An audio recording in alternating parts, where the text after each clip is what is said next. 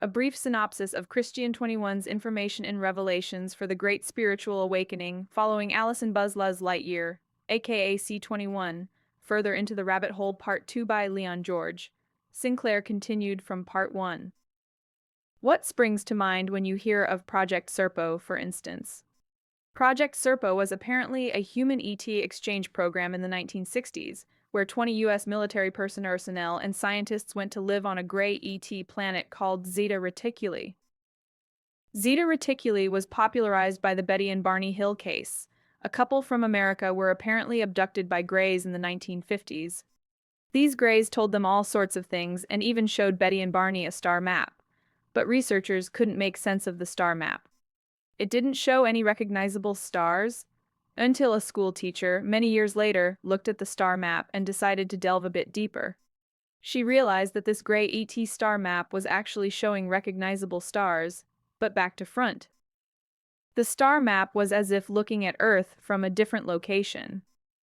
She apparently used this knowledge to identify Zeta Reticuli as the gray ET homeworld that they came from. Anyway, the point is that the gray ET that we call the Zetas, or Reticulians, were in fact created by the Anunnaki. They don't come from their own planet because they never had a planet of their own to start with, and if they did, it wouldn't be in the sky. They were made in a lab. So Betty and Barney Hill are a psyop, and so is Project Serpo. Quite likely, in fact, that Betty and Barney Hill were an unsuspecting psyop. I mean, quite likely the parasites got two Greys and a UFO and told them, go abduct two people from a car, get them on the craft, tell them this story, and be nice. Because we need this story in 60 years' time to help back up our next lot of bullshit. Now extrapolate that explanation to all of the abduction cases that have ever been reported. The world, a highly advanced stage. The Orion Greys are different. The Mitrax, or Mitra, are one of this group. They use the portals of the stars that make up the constellation of Orion to travel between their worlds in Orion. They had several there, and here.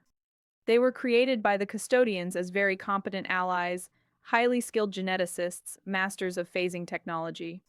For instance, a gray ET could remove your underpants while you were wearing them at work, and neither you nor anyone else at work would even know about it. It was these cunts who had the technology to destroy the spirit tree. There are, however, one or two species of gray ET that are highly positive and had nothing whatsoever to do with all this, but it was their DNA that was used to create the other 14 species of highly negative gray ET. Don't forget that the parasites can't sing and weave a new soul into existence. They don't much singing. Lol lol lol. Can you imagine an Omicron Prime singing in choir practice? So they make a replica soul to power their newly created species. It will be a hive-aligned replica soul created in fourth density to serve a purpose. These replica souls are like cheap Chinese knockoffs, like getting a soul off of Temu.com or Wish.com. They can easily create this type of situation. It's only supernatural to us here now because we have had a mind wipe and live in third density.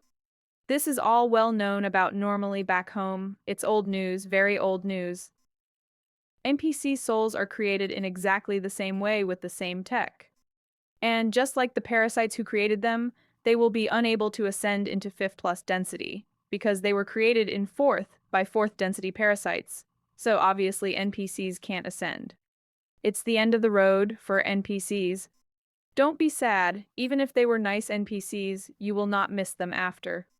Only now might you feel pain and sorrow, contemplating their upcoming disappearance with apprehension, but that's because they are a part of your existence here in this life. But that's not how you will feel at the EMF, even if it's a close family member, because when you get your memories back at the same time as this happens, you will understand. And don't forget that you will be instantly reunited with your true cosmic family who you have known for millions or billions of years. Don't forget that compartmentalization of the military-industrial complex was only for the main workforce. If you sold your soul or killed children, you can know pretty much anything except details about Gateway 10 and what else is behind the ice wall. Don't forget that even 33rd degree Freemasons only know the world is flat. They think they are in possession of secret knowledge that no one else knew, and they were, until Christian 21 came along and blew the lid off everything. They think that all worlds are separated by space in the normal sense of what humans here assume space to be. Yet to a Freemason, these worlds exist as singular worlds with a firmament floating about in the vastness of space.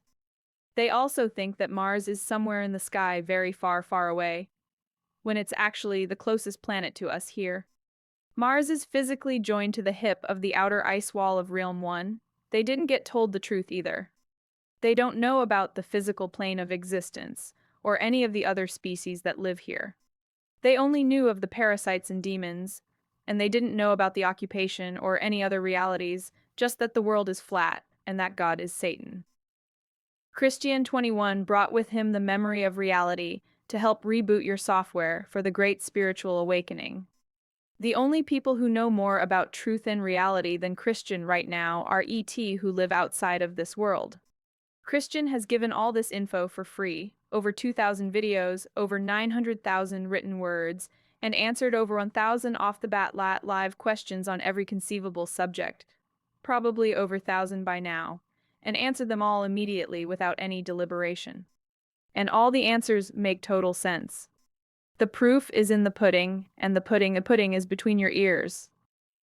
You must extrapolate this information and hypothetically place yourself inside a situation where this type of incidents might occur.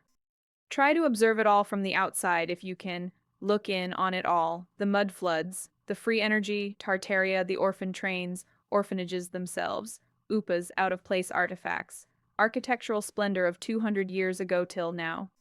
Is that progress or resets?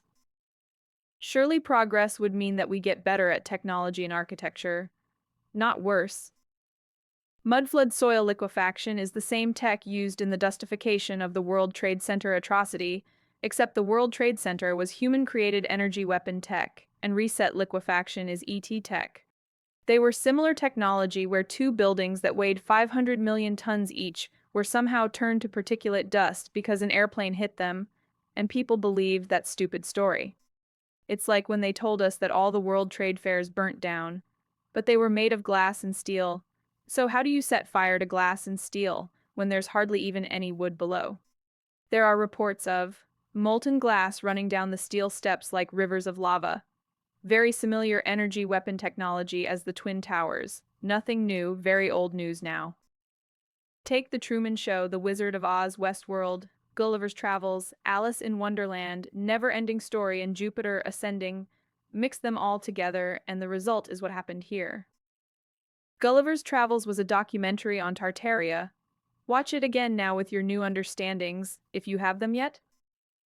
The Pleiadian people are actually former Terran souls who escaped and were not trapped in here when this first happened roughly 100,000 years ago, Earth years, ballpark figure. The Pleiadian people are now highly advanced versions of their original Terran brothers and sisters, who are mostly stuck in here for the entire duration. Poor bastards, no wonder they can't wake up. But if one of these Terran was to wake up, or is in fact awake here now, when they ascend, they will evolve with upgrades to the speed of their now new Pleiadian counterparts very quickly. Your soul family, who are here in this loop with you now as your son or daughter, nephew, niece, brother, sister, maybe a colleague or close friend as, or in some cases merely passing acquaintances, these people here with you now in this life, have been with you in all of your loops here in third density, all of them. It's all our soul family outside could do for you. Keep the pod cluster together where possible, each loop, until the end, and in some cases for the 4,000 that lasted 178,000 years. Let that sink in. But when this is all over in the coming months and we are all back to normal again, what you went through in here with those incarnated soul fam members will strengthen that bond exponentially. Don't forget that nothing like this has ever happened before in the history of physicality. In the entire history of physical creation, nothing like this had happened before. It's like a new school set up for the first time, a brand new school, teaching health, homeostasis, well-being, truth, honesty, and manifestation. But kids from the rough estate round the corner came and fucked it all up in the first term, in the beginning stages of spirituality and well-being.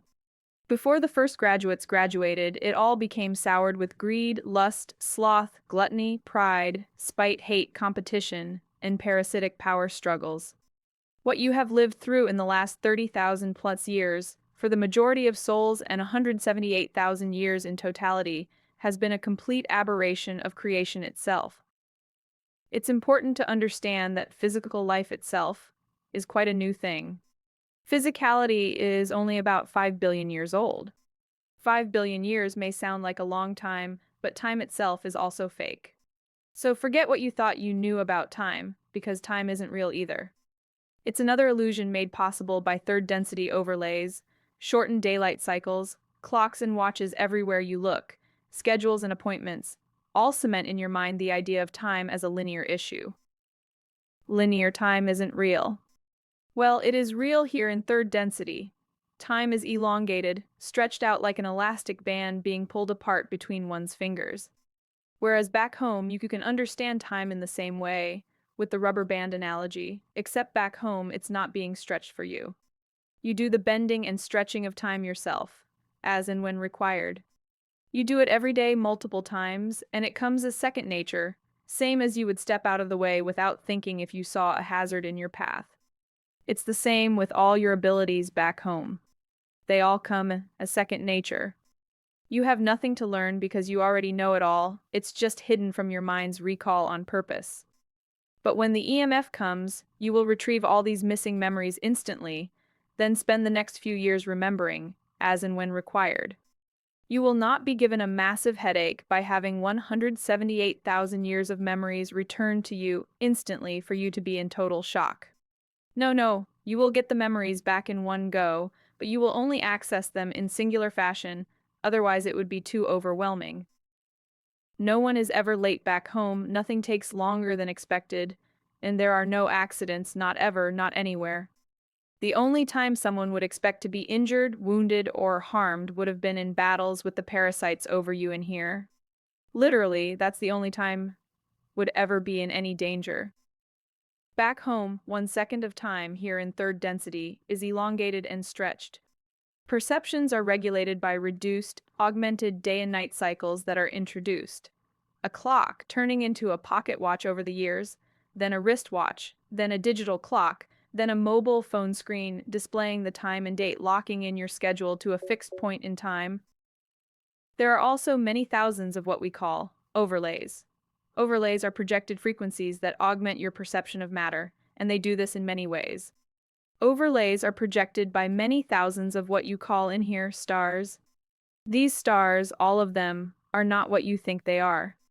None of them are distant suns in the depth space, and none of them have anything to do with thermodynamics, nor does it involve any interaction between the strong and the weak nuclear forces.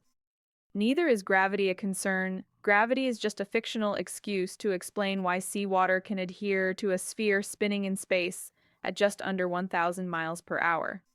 There is no science to gravity.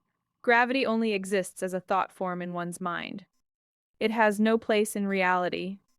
Electromagnetism is, however, an essential aspect to all suns in the technology used to make a sun, and also to keep it on its path in the sky. The overlays are used to obscure and hide the unmovable architecture that was already here before the parasites took full control. You may have seen the Emerald Palace discovered in the Antarctic ice. Seemingly, the environment around it melted to reveal its presence. But that's not you can see it. It was overlaid with the same technology we are discussing. The parasites can't move buildings like this. They can't even go near them because these buildings, same as all churches and cathedrals, are situated on major minor nodal lattice membrane network junction points, or nodes, and these nodes are naturally extremely high in energy emanation, which is amplified 100-fold by the construction of crystalline palaces temples. To be correct, they were not palaces for royalty. They were crystalline healing sanctuaries and manifestation centers for use by all beings in the realm. All realms have these temples. The fact that they are all placed where they are is no coincidence. They are required to be located exactly where they are, to gather and amplify the natural energetic fountain of energy that is already emanating from this geographic location. The edifice has now been constructed directly over the top on this location, after the area is density suppressed enough to phase out the crystalline temple that was once there before the density suppression happened. They then instruct Freemasons skilled in the tuning fork construction methods and techniques of the Old World, or those before them, the Druids, being the predecessors of the Freemasons. Don't forget that all this secret sect shit and priestly class system stuff stemmed from Egyptian Anak royal families, as usual sold soul incestuous bloodline families to keep the bloodline pure. The people who built the wondrous temples, cities, cathedrals, churches, it was you who created these buildings with the technology that you used on a daily basis. They killed you all off with the floods of Atlantis and Lemuria and an immediate ice age just to make sure you were all dead, because then at the start everyone here was ninth density and very powerful. After the thaw, they got your mind-wiped soul and stuck it in a Neanderthal for a while to see how it would go on. They had several groups running simultaneously all over the planet to see what was best to proceed populating the planet with. Let's not forget that cavemen had a larger cranium than modern-day man does. That's highly irregular in itself. It means that they were more intelligent, by far, just not as good-looking as us. But they were all discontinued because they were too durable and robust, too intelligent, and had issues such as they were ugly, and the parasites wanted them beautiful so that they could rape them and their children. They needed to find the most suitable hominid to start with, one that looked attractive, wasn't too clever, wasn't too dumb, wasn't too fast and wasn't too slow, etc. They needed one that could speak and form tribes, then societies. Sounds like my game plan on dating websites. Lol, because no one speaks back home. It's all telepathic communication, long and short range, through the aether, even off-world comms. So getting all this nailed down in one adaptable, but not too clever vessel was a time-consuming venture. Most importantly, they needed one that could be all that, at the same time as producing the most amount of adrenochrome per milliliter of blood, and that turned out to be Homo sapiens. According to Freemasons, the Pleistocene is arguably the most important era for human development. They inform us of the rise of Homo erectus, Homo neanderthalensis, and eventually Homo sapiens all in this epoch. Also, apparently humans developed advanced stone tools, learned to control fire, and created the first known art, cave paintings and figurines. By the end of the Pleistocene, humans had spread to nearly every corner of the planet, including Australia and the Americas, is the official story, but that was likely back at the very start, when they needed to kill all the ninth density vessels off, as I said above, and it was a lot longer than 12,000 years ago. They could do that to a country if they wanted to, but a planet-wide freeze has not been done in 30,000 plus years, more like 80-90,000. Although it did get cold in 1816. It got down to 50 degrees Celsius. Back to manifestation briefly because I digressed somewhere back there. Remember, this realm 2 before the inversion. There were only 2 realms here back then. The fake ice wall, known of as Antarctica, created a third realm, Realm 3, which is the known lands, as we say. These temples were not constructed in the third density sense of building. They were woven and sung into existence in the higher light realms, and brought into physicality as complete and fully functioning structures. They would be grown in front of you in real time. It would take more than one being to create such a temple, unless that was a being of Celestia's or Raphael's ability, Christian's mother and father, the people orchestrating this whole takedown from the start. They could probably manifest an entire crystalline city on their own, but you get me. But where was I? Yes, the Emerald Palace. So, for a start, this Green Crystal Temple Palace, said to be in Antarctica, is actually situated at what you refer to here as the North Pole. Everything that they tell you anywhere in any media outlet as being in Antarctica, except ice research facilities, is actually situated at the North Pole. Why?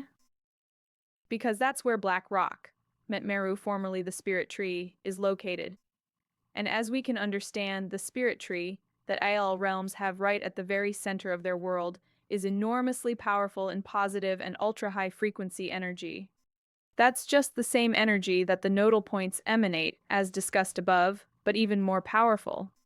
So the parasites themselves can't go anywhere near these areas. That's why you see a plethora of gold statues dotted about near these newly discovered locations. They were not excavated, the ice did not melt, but the GAA White Hats switched off the overlays, or at least some of them, in these areas and gained full control of this system quite a few years ago now. They are letting you glimpse reality whilst leaving the element of doubt, because some of these images age from special effects accounts and people who use AI, and some of these images and videos have been AI manipulated for exactly the doubt reason, and also naturally by public fraudsters wanting likes and followers. But these are all real locations. They can't destroy these locations because they exist outside of the density of the parasites themselves, so the building's core harmonic is many octaves higher than parasitic weaponry can destroy, and also every single nodal point on the planet. There are hundreds of thousands of them, all part of the original and highly advanced spiritual technology that I was talking about above, with the gold, oil, and precious metals being required to stay in the ground. The parasites harvest the natural energy and sell it back to you, and they are greedy. They had to destroy the spirit tree because they had to, and because it's part of that natural and energetic technology, also the lattice membrane network, via the tree roots. In a higher density, those tree roots are crystalline, and so is the trunk and the leaves, but that will digress the fuck out of me, so I'll cover that later if you don't mind. But if they could even destroy the temples, they would lose out because, like any network, when you start taking nodes out, the system fails through reduced power or actual system structure failure. So they could only overlay these areas and cover them in deep, cold, frequency dampening ice. That's the only reason that it is cold in these areas. It's because the parasites don't want you going there because there are too many artifacts laying about, and the fact that they do not like going to these places themselves. The Emerald Palace from the Wizard of Oz movie is showing you in your absolute face, one of your previously most important buildings on the entire gateway, an emerald temple situated right on Hyperborea, in the middle of the physical plane of existence itself.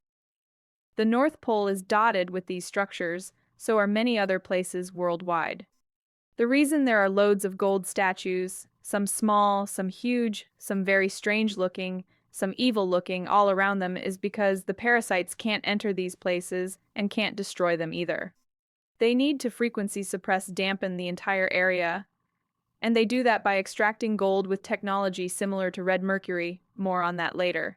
And Skynet 1 being a colloquial term used to describe the network of security system like stars in the night sky. Extracted gold for idol worship is obviously satanic. Idolatry, and the gold, such vast amounts, should be staying in the ground to serve its function. Having fields of gold idols all around the Emerald Temple and all other positive and sacred sites, with serious field dampening overlays projected onto it, covering it, overlaying its high frequencies with a power blanket of low, ultra-low frequencies, UF, removing its physicality from the view of a third density being, lowers it to just a third density observational simulation. These buildings, temples, palaces, fade from view yet still exist, vibrating at UHF ultra-high frequency, and therefore indestructible and invisible to any lower density being. Remember the movie Superman? Clark Kent, Eka Kal-El, would go to that cold place with the white crystalline ice palace, and he had a green kryptonite crystal which was the only thing that could harm him. This is merely reversed in your face revelation of truth in plain sight. Kryptonite represents an item that would harm the parasites, not Superman, who represents you. Kryptonite, we can assume, is representing radium. Radium is extremely high frequency, and therefore we can assume that it would harm the parasites a great deal and make them very sick indeed, maybe even kill them.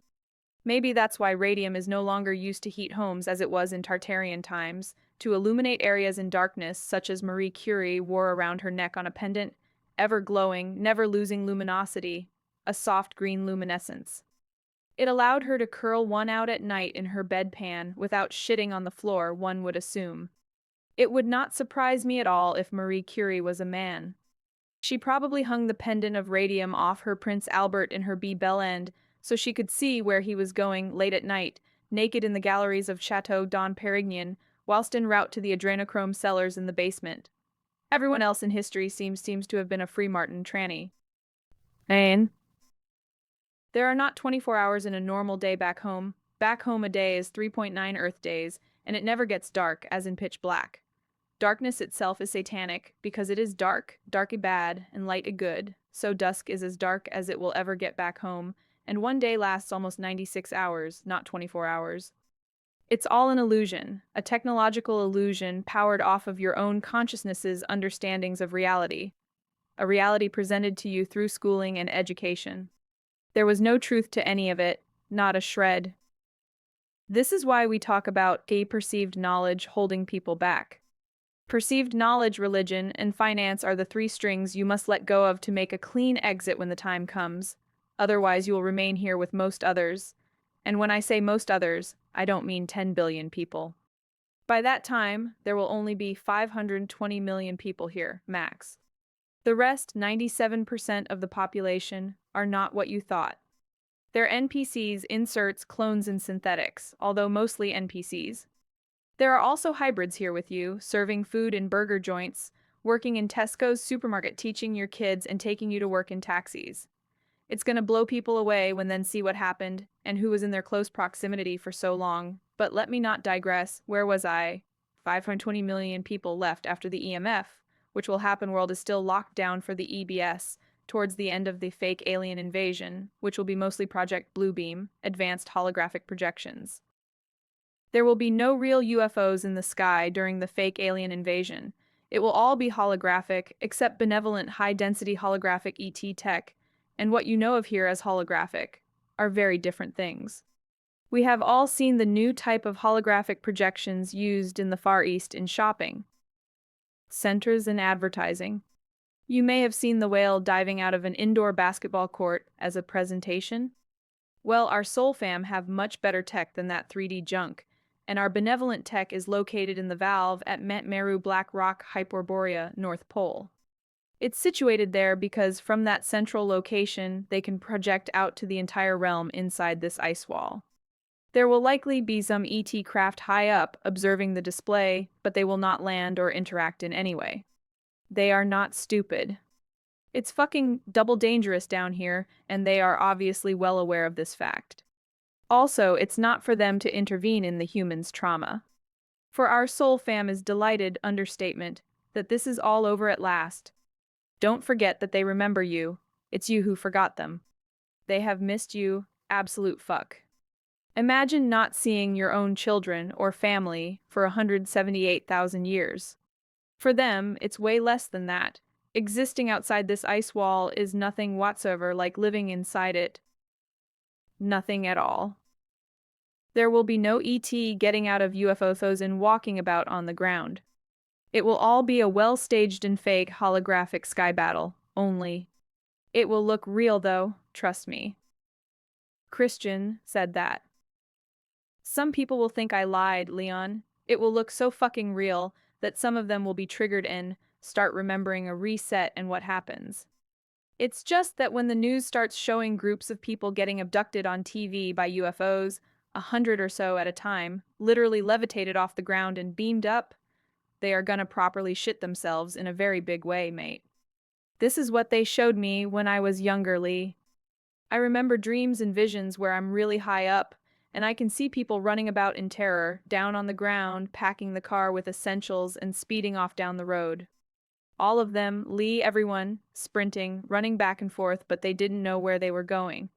They had nowhere to run to, people in sheer terror just going any really quickly, which is what a reset was for, loosh, adrenochrome, and sacrifice, lots of it, every 1,000 years, for about 30,000 years and 8,000 years in earnest. So the people Christian saw in dreams and visions in his younger years were the people who will soon be running about on the EEBS and fake alien invasion.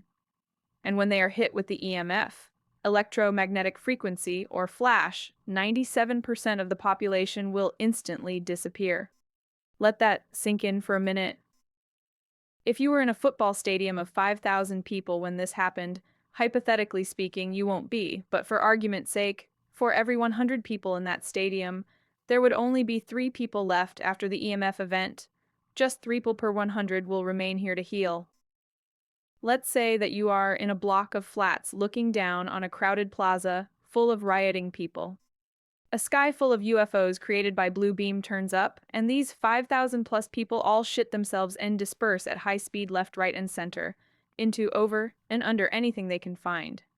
This could go on for a couple of weeks, even, likely less, but it's not going to be over the following day after it starts. But let's take the 5,000 people. When the EMF hits the planet, those 5,000 people in your hypothetical field of view will instantly be reduced to just 3% of the number previously present. Think about that for a moment, a bright white flash lasting 30 seconds. Immediately after, for most people who remain here, if you were still in a football stadium at the time, with 5,000 others, after the 30-second flash, if you are a sleeper, i.e. a true soul, Terminator ET soul, but never woke up and will therefore be in severe trauma, you will be one of the 3 people per 100 who is left in the stadium after the white flash dissipates 30 seconds later. You will still be in your current vessel. The only thing that changed was a fuckton of ET turned up and apparently had a war in the sky with another fuckton of other, apparently nice ET, then a bright white flash, lasting 30 seconds, and all of a sudden there are no ET in the sky, good or bad, and hardly any people left either. If you're a normal person, your poor head is still trying to process the red shoes from the EBS a week or 3 prior. For the last 2 weeks you have been sleeping rough in a metal shed because you are too terrified to go look for food, in case you are abducted by the space aliens that you saw on TV abducting people, and you think they are above you still in orbit somewhere, lol.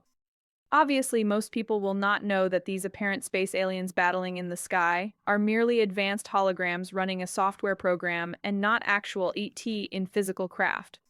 The fact that you are apparently one of the only survivors of what can only be understood at that time by you as WW3 combined with what looked like alien sky battle eat salvation will perplex you even more.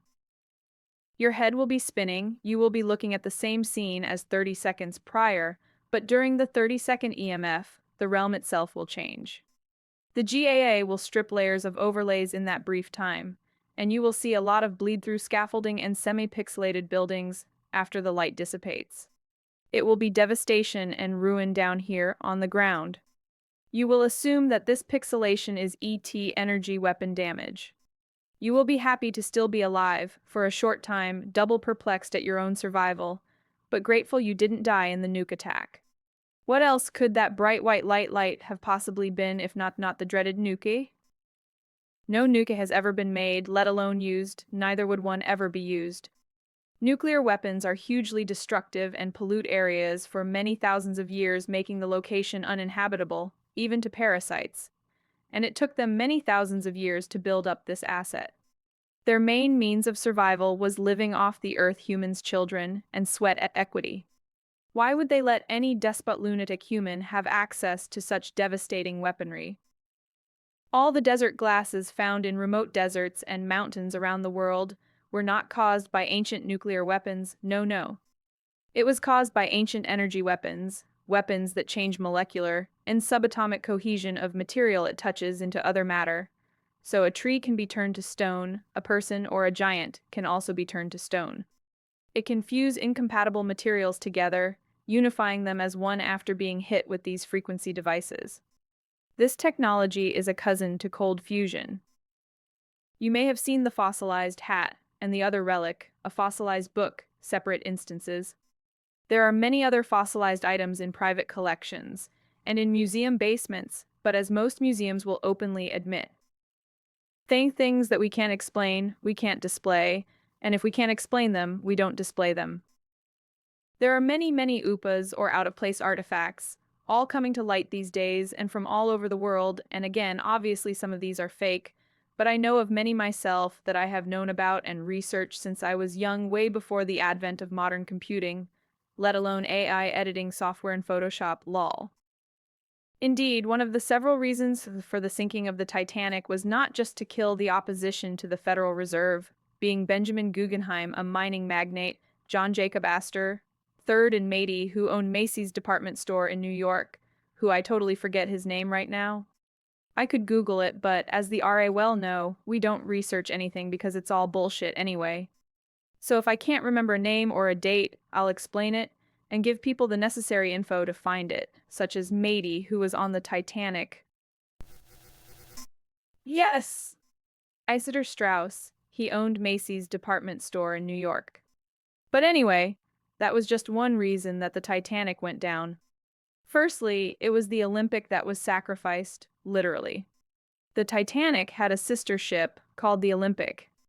There were several main structural and architectural differences between the two vessels, but they looked very similar. All the Cabal did was to switch the nameplates on the two boats and send the Olympic off to its doom with the nameplate of the Titanic on its bow. Also on the Titanic was a special cargo, several artifacts. One was a crystal that emitted a vast amount of energy, taken from a much larger crystal that was recovered some time ago from a sunken city around the time that Atlantis fell. Also, there was a tuning fork used in the creation of what we today call Tartarian architecture. These edifices were not created with hammer and chisel. They were created with harmonic frequencies and sustained intent. All the ancient sites that we can't explain it in this way. One way is as described above, sung and woven into physical existence from the higher light realms, or the way that the Tartarian replicas were created. But with technology taking the place of the pineal gland action with the simulation aether, ordained by the soul's desire, as would be the case if you were singing harmonic structures and concepts into intricate and complex mathematical designs manifesting the reality of that desire into the physical plane of existence. Being here, the way that the Tartarians used to create what you see today as churches and cathedrals is with technology such as these tuning forks, not your average tuning forks obviously, but highly advanced technology used to manipulate and sculpt using frequencies generated from intention, rather than hammers, augmenting the physical appearance of hard rock, such as andesite and granite, with sound and light, not sweat and graft. Stone turns to putty and is imprinted with a vibrational mode casting, if you will. Neither weight nor height pose an obstacle, as the stone is weightless and can be lifted to great heights without much effort or machinery. Edward Leedskalnin was a Latvian who emigrated to America in the early 20th century. He created, on his own, magnificent monument to a lost knowledge. I was interested in Ed Leedskalnin when I was in my teens. I thought it amazing that he could create this immense work single-handedly, and in such a short time, using only simple wooden poles and a few magnets, some wine bottles and copper wire. I studied the photos of the equipment that he left behind, coils of copper wire wrapped around glass wine bottles, and a series of 16 X-Vive magnets that he had made, with each open end touching NSNS, aligned on a horizontal crank wheel in a circular pattern that he turned manually by hand. The wine bottles were also horizontal and were connected to each other, but spaced equally apart top to bottom, but horizontally. They also had a different amount of wire wrapped around each bottle. There were only 3 or 4 such bottles, each in a place where the magnetic crank would pass close to the copper windings in the glass wine bottles. The other end of the equipment is the mystery, an average size a cigar box that no one ever saw the inside of. It sat atop a 3-pole wooden tripod he made from 3 trees, not large poles, I'd say about 20-25, maybe 30 feet tall. The cigar box sat at the top of these 3 poles. From this box suspended a few meters above the stone, a wire came out, protruding from the bottom of the box and down onto the rock itself. When Ed Leedskalnin turned the crank with the 16 magnets on, this contraption was only like a large cog-looking thing. Imagine a ship's wheel, but laying horizontal, not vertical. Considering Ed was doing this mostly at night and always solo, he managed to cut, dress, carve and move 100 tons of limestone, some weighing 9 tons each, as we see in the 9-ton gate, a single massive revolving block weighing 9 tons, that was so perfectly balanced that it could be pushed open easily by a person's finger. He cut the rock in a quarry himself on his own and paid a lorry to bring it to his dwelling. One account of a driver who was pretty amazed to find out that when he parked the lorry on Leedskalnin's property ready for unloading in the morning, the lorry driver went to leave, and Leedskalnin said return in 2 hours. The lorry driver looked bemused, but went for some food around the corner. 2 hours later he returned, and the lorry was empty. Ed Leedskalnin had done it all on his own. Edward Leedskalnin was born in the 1880s in Latvia. I'd say, using Christian's info, Ed Leedskalnin was taught some old world knowledge handed down to him, in full or in part of the old technology that was removed from the face of this realm during the settling dust of the last reset that was ending in the West, in America about 1860-ish, and in the UK around 1900. As we will see in a moment, it was this exact type of genre of knowledge that was the main reason for World War I. Yes, I know. This deceit is endless, and we will try to cover as much as we can before lockdown. How far we get is anyone's guess, as it really does seem like an endless pit of lies. The First World War's dates were 1914 to 1918, and it was only in the late 1890s, 1900, that the last reset ended over here, and they started to repopulate the planet. So one of the main reasons for WW1 wasn't anything to do with Archduke Ferdinand. What a load of bollocks. World War I was to get rid of everyone over the age of 16. Basically, anyone who survived the reset and was not stuck in a lunatic asylum, found wandering about in the immediate aftermath of the reset that had only finished weeks or days before. Already, the repurposed lunatic asylums had started to fill up. These buildings were not created for this purpose, to house lunatics. They would have had another reason for their construction, as with all else, the parasites can see far into the future, and would likely have envisaged the lunatics needing looking after, so planned that future requirement into their designs now asylums. The lunatics were only homeless lunatics in the first place because they had witnessed at first hand, seen their family raped and flayed alive in the front garden by reptilians and other parasitic and alien species of child-killing ETs, demons incarnating sprees with the entire population simultaneously. So these hundreds of thousands of lunatics were now needing care. They were all tortured and experimented on, raped and killed after degrading humiliation and more louche gathering, that's all. Imagine the louche coming off of a 5,000-bed lunatic asylum. It would have been like a negative power station. So, straight after the last reset, the new NPC families were being schooled on what the reason was that they were getting on boats and trains and traveling to fully functioning cities with old and detailed infrastructure. Buildings that all seem to match harmonic frequency generation and harvesting, built to the same exceptional standard that used electricity and rail cars powered by free energy. The new families repopulating these cities, they come into the picture as the people from the previous reset's denizens, just before it happened. They show you this in movies. Think about the film 2012. The people needed to restart civilization after a catastrophe are of a certain age, certain level of skill, or intelligence. These people are pre-warned of the impending catastrophe, always a reset, never accidental, and they travel elsewhere to safety so that they can repopulate the planet after the destruction. In the movie 2012, it's on arcs that the hopefuls escaped on. Normally, the people required to reskill the new population's orphans in these now empty and uninhabited cities are just taken to temporary accommodation in another country, set aside to not be reset, set aside for exactly this purpose of storing the new grown-ups in society saved from the destruction, to educate and teach these parentless cloned children how to exist in society. These people, normally NPCs themselves, will ask few questions. They will be happy to be spared whatever it was that caused the need for them to be saved from this obvious destruction. They will not bite the hand that feeds them. The people who saved them are Freemasons with prior knowledge, tasked with finding the best and healthiest, most intelligent, or skillful of those people's citizens, and getting them to safety before the reset, so that these people can re-educate the new narrative to all the parentless children.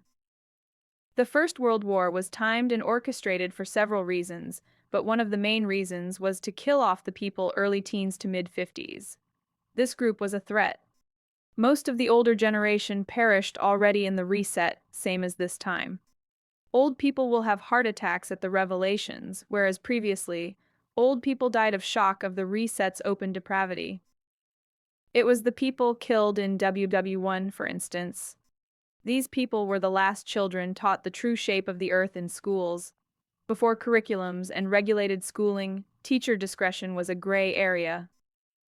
Most adults in the 1860s knew the earth was flat, and taught this truth to their children at home, who in turn were the teachers of the children who went on to fight in WW1.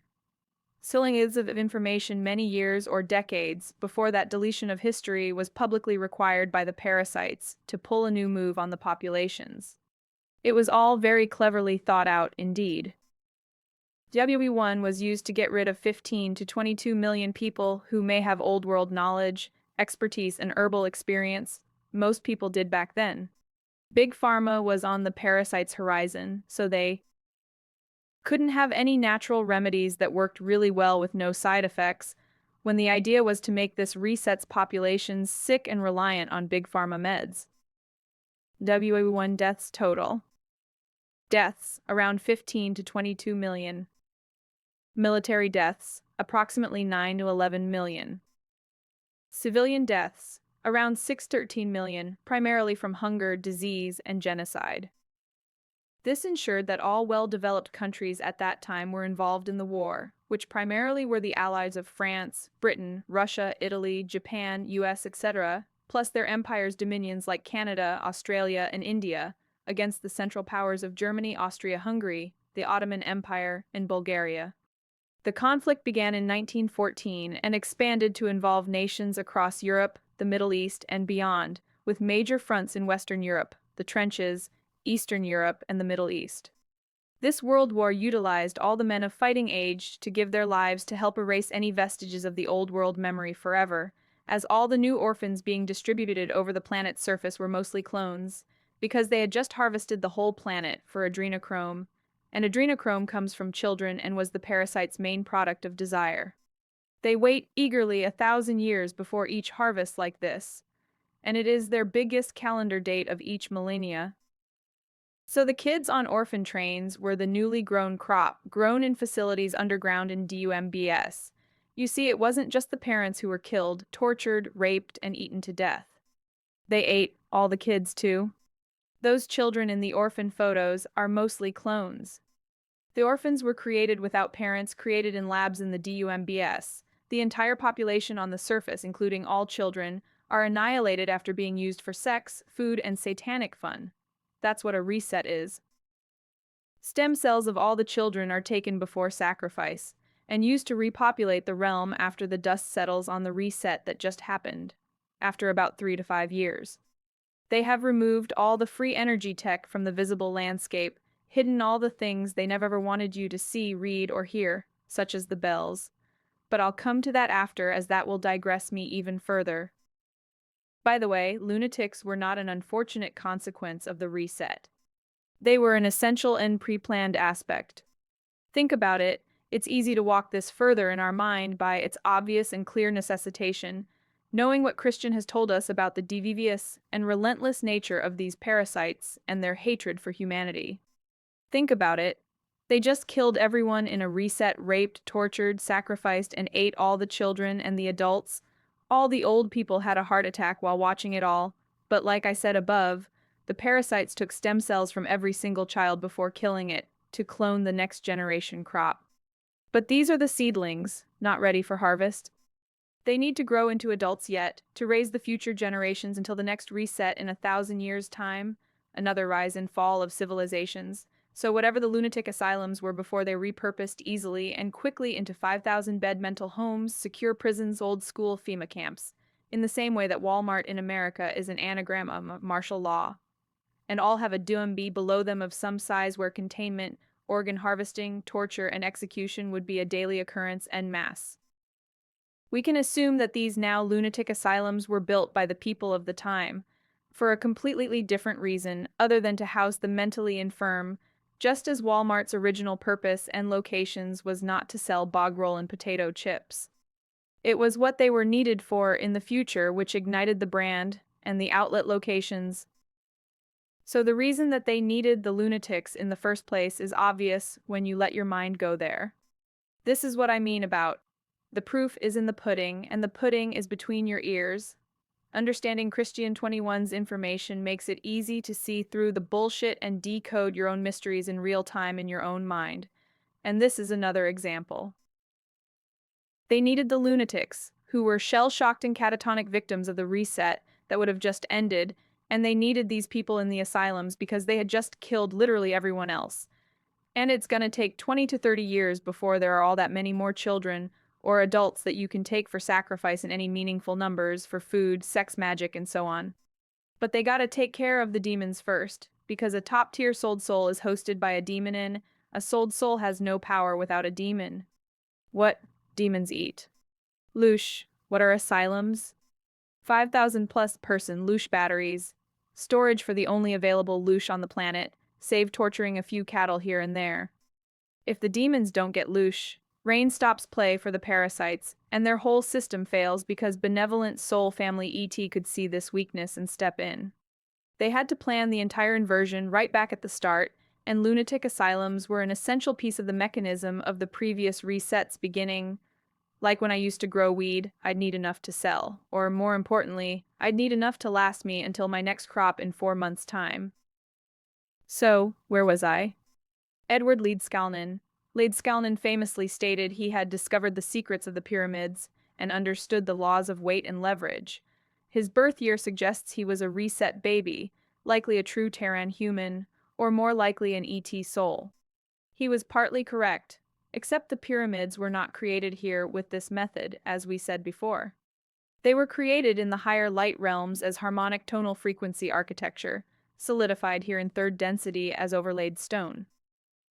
Edward Leedskalnin's skill set was based on technology of the old world, technology you were not to have access to during this reset, as you didn't need beautiful architecture, resplendent public boulevards, wide lagoons, and public bathing areas for the eighth and final reset.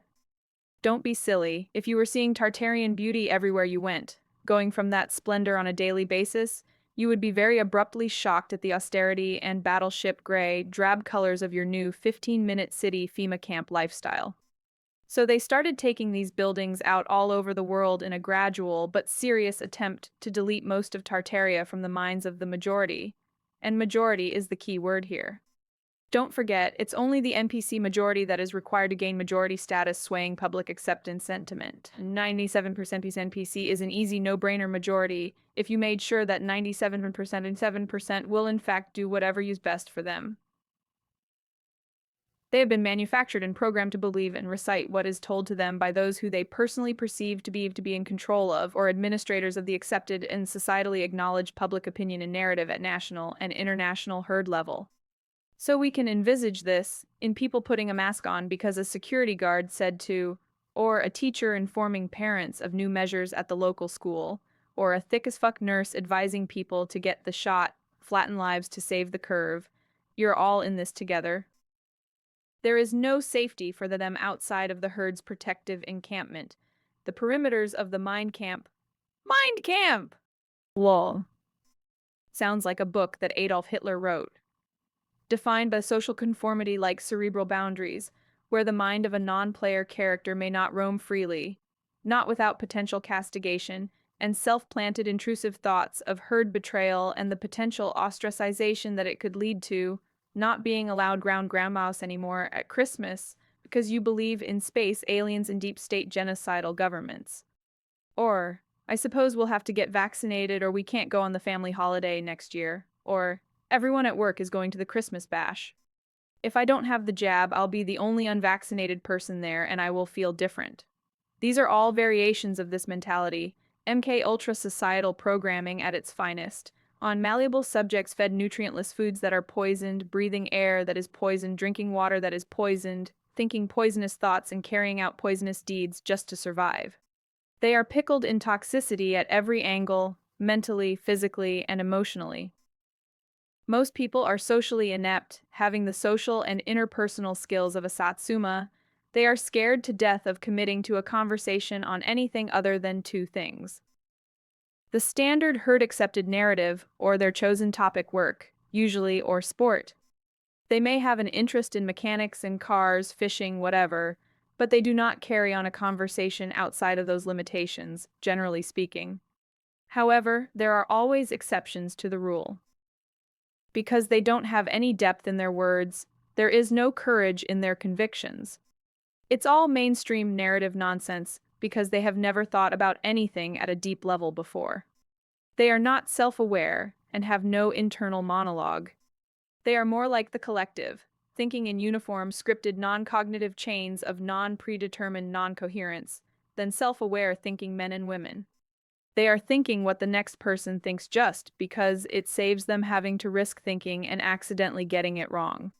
That's what most of this boils down to: ego and pride. People's ego and pride are huge barriers. They assume that everyone has ego and pride, and they react accordingly at first encounter for the most part, guarded as fuck, like hermit crabs. A timid and frightened interior, with a false and borrowed exterior shell that they saw and took to repurpose as their own. People are scared to commit to an opinion because they rightly suspect that their own opinion is blatantly flawed. Think what you say and say what you think. Step outside of normality and glimpse reality before reality breaks into your mind uninvited. In computer games, you see the same NPC in the same place every time you play that same level. In the next level, the same NPC is there in the game, but he's got a different role. She may be serving behind a bar in the mission you are trying to complete, or driving a car that you just dragged her out of on GTA, Grand Theft Auto. But that NPC does not follow you about in the game. It's more like they are static, or in a defined area where they may not leave. That's how it is in third density. An NPC has thought avenues that are already laid out for them, and they realize these avenues in boundaries of thought in daily life by interacting with or tuning into NPC programming outlets such as TVs and radios, or reading books and magazines, or with peers and colleagues at work, school, or abroad, or surfing net truth channels, science outlets, and NASA websites, etc. Slogans bolster the programmed and fake viewpoint that NPCs flippantly blurt out, as if they actually know something of value to share with the group. It's laughable. I don't mean that big-headed, because the only reason I am aware of any of this is because I was humble enough to actually listen without refutation, to think without judgment. It took me 4 years to work out that the Earth is actually flat. I wasn't having any of it. I thought a flat Earth was fucking ridiculous, only because I had no idea how deep the lies and deceit actually went, or why. I never realized the width or depth until I met Christian and followed Alice Sibley, aka Buzz Lightyear, lol, down the rabbit hole with a lantern map and a packet of Fox's Melts chocolate biscuits. But I had worked out the shape of the Earth a year before I met Christian. But that's all I knew of reality, and I was humble enough to learn, based on Christian's clear knowledge base of previously unheard intel. He had the answers. I had the questions. That was the defining moment for me.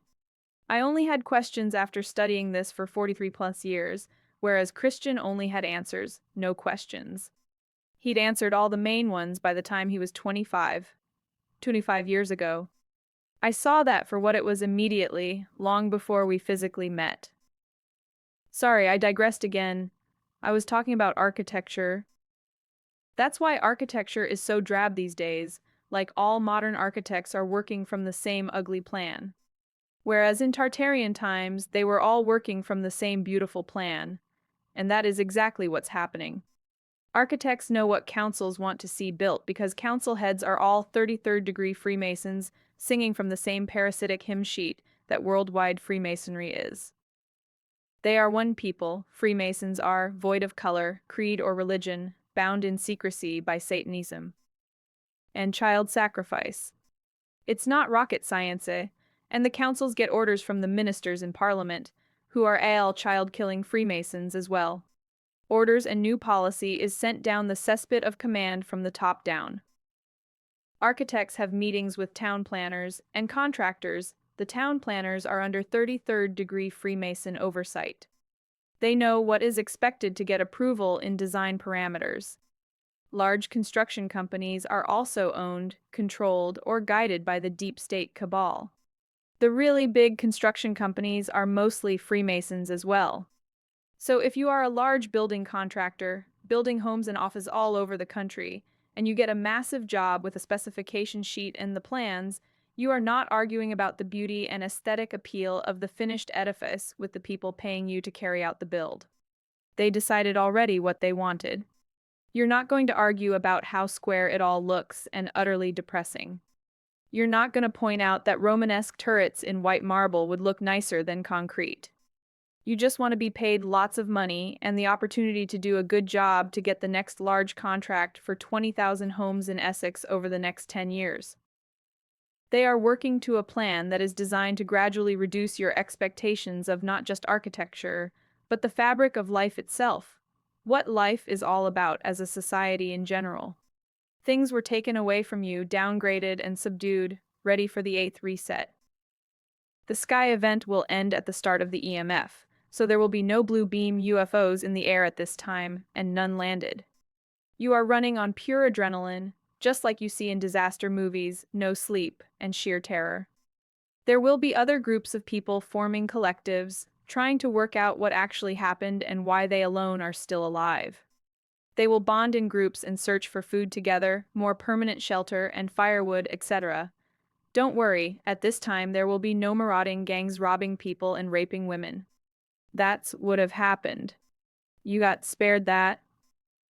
Soulfam wouldn't allow that to happen anyway, but after the event that just happened, people will be in severe shock, trembling, catatonic in many cases.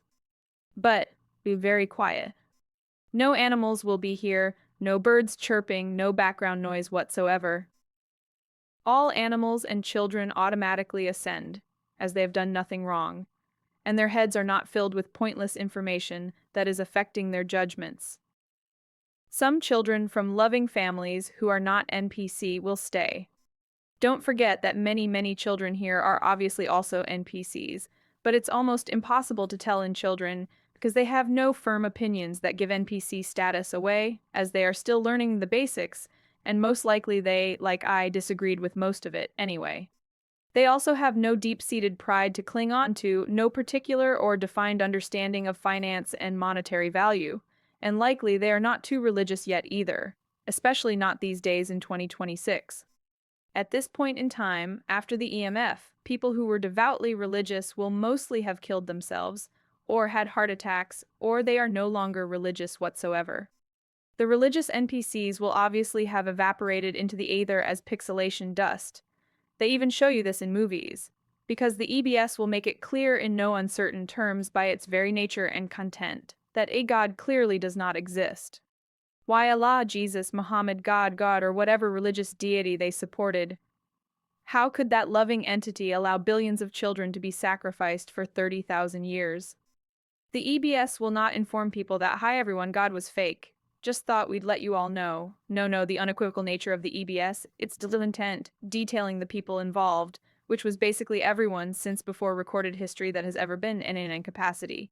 TV, film, radio, advertising, sport, government, in travel, media, tech, science and judiciary, education, geography, laboratory, agriculture, politics, food, everything, every single person since before the Dark Ages. Continued in Part 3.